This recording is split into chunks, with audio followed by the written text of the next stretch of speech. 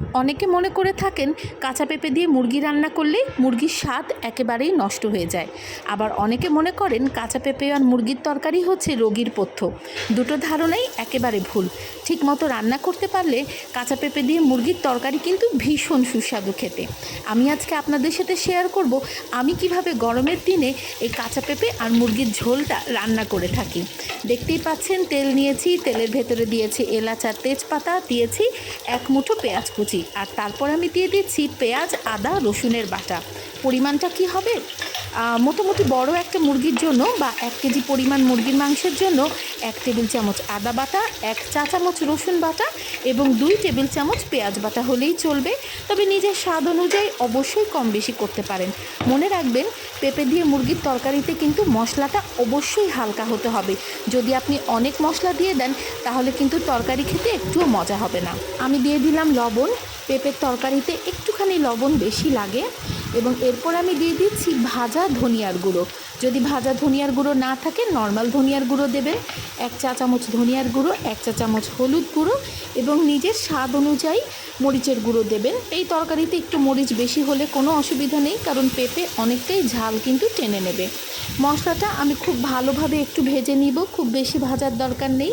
এবং তারপরে দিয়ে দিব পানি, যেন মশলাটা একটু ভালোভাবে কষানো হয়ে যায়। মশলাটা আসলে আমাদের বেশ কয়েকটা ধাপে কষাতে হবে। এই তরকারির মূল ব্যাপারটাই হচ্ছে ঠিক সময় মতো কষানো। মাংস এমনিতেই একটু বেশি কষাতে হয়, আর পেঁপের মতো সেন্সিটিভ ভেজিটেবল দিয়ে রান্না করলে সেদিকে আর একটু বেশি মনোযোগ রাখতে হয়।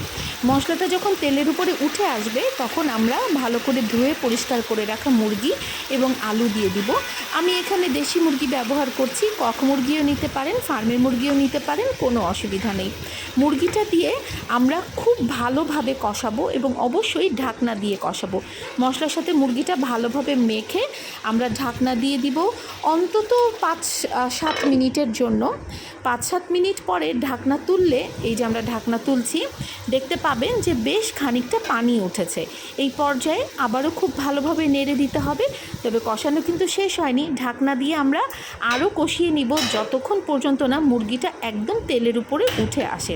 বলাই বাহুল্য যে আঁচটা বেশি রাখা যাবে না, তাহলে মশলা পুড়ে যাবে। মিডিয়াম আঁচ হলেই চলবে। মশলা তেলের উপরে উঠে আসলে এবার আমরা পানি দিয়ে দিব ঝোল হবার জন্য বা মুরগিটাকে সেদ্ধ করার জন্য। পেঁপে কখন দিব বলছি, দাঁড়ান। আরও অনেকগুলো মশলাই দিতে হবে, শুধু পেঁপে দিলে তো হবে না। তার আগে চলুন মুরগিটা ঢেকে আধা সেদ্ধ করে নিই। এই যে দেখুন, এটা হচ্ছে আধা সেদ্ধ কন্ডিশন। আলু এবং মুরগি দুটোই আধা সেদ্ধ হয়ে গেছে। এই পর্যায়ে আমরা দিয়ে দিব মোটা মোটা করে কাটা কাঁচা পেঁপে। কাঁচা পেঁপে ছোটো করে কাটলে তরকারিটা গলে যাবে। আর পেঁপে যদি একদম রান্নার শুরুতেই দিয়ে দেন তাহলে মুরগির মাংস গলে একদম ভর্তা হয়ে যাবে। তাই এই সময়ে, এই পর্যায়েই তরকারিতে পেঁপে দিতে হবে। পেঁপে দিয়ে প্রয়োজন হলে আরেকটু পানি দেবেন এবং ভালোভাবে বলক ওঠা পর্যন্ত অপেক্ষা করবেন। ভালোভাবে বলক উঠে গেলে এতে দিয়ে দেবেন আধা চা চামচ টালা 5 ফোড়নের গুঁড়ো, কিংবা চাইলে গরম মশলার গুঁড়োও দিতে পারেন, এবং আধা চা চামচ টালা জিরার গুঁড়ো দিয়ে দিবেন, কাঁচামরিচ, এবং খুব ভালোভাবে নেড়ে চেড়ে ঢাকনা দিয়ে রান্না করে নেবেন যতক্ষণ পর্যন্ত না আলু আর পেঁপে একদম নরম তুলতুলে হয়ে যায়। ব্যাস, আমাদের রান্না শেষ। এরপরে আর কি, পরিবেশন করবেন গরম গরম ভাতের সাথে। একবার অবশ্যই রান্না করে খাবেন আর আমাকে অবশ্যই জানাবেন যে কেমন লাগলো।